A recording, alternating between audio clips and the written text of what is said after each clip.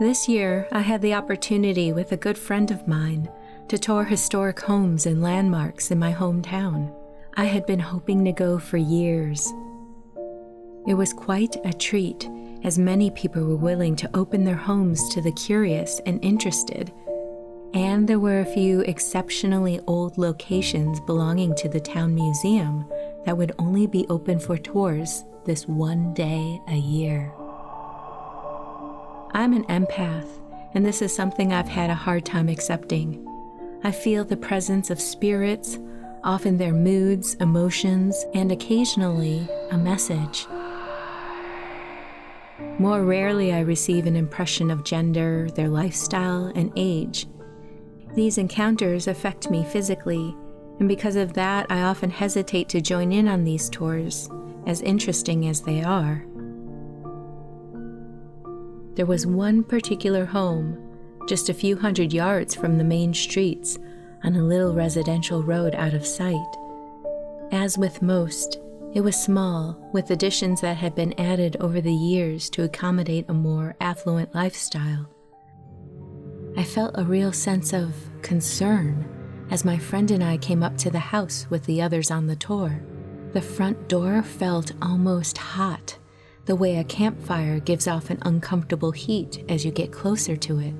At the same time, I felt an unpleasant but strong pull that gripped me right at the center of my chest and steadily pulled my attention and direction towards it.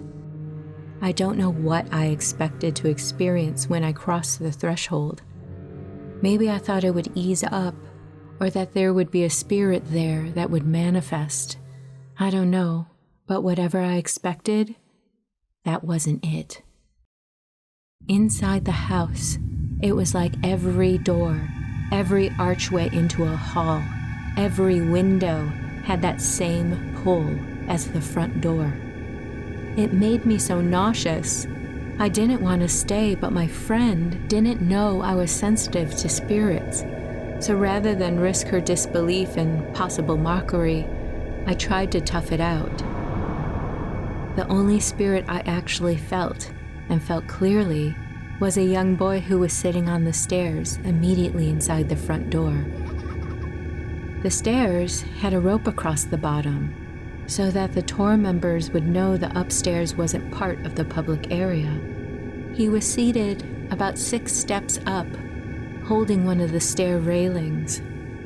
The little boy seemed to be about 10 or 11, with kind of messy brown hair. Once past the front area, things got even more uncomfortable. I wanted to focus in on individual spirits, but the swirling pull of all the doors and windows was just too much to get anything. Instead, it just felt like every door was trying to pull energy in, push it out, or send it spinning. I've never been in proximity to major spirit portals. I try to avoid those places because I guess it would make me motion sick. This was a guess since I react physically to spirit energy anyway, and in this case, I was right. I caught my breath out in the backyard, but I had to come back through the house to exit.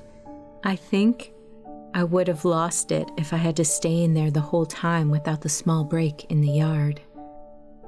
I'm not sure what charged that house, if it was that way for years, or if it came to be this way because of the renovations or through people meddling with spirit energy, but this was clearly portal activity.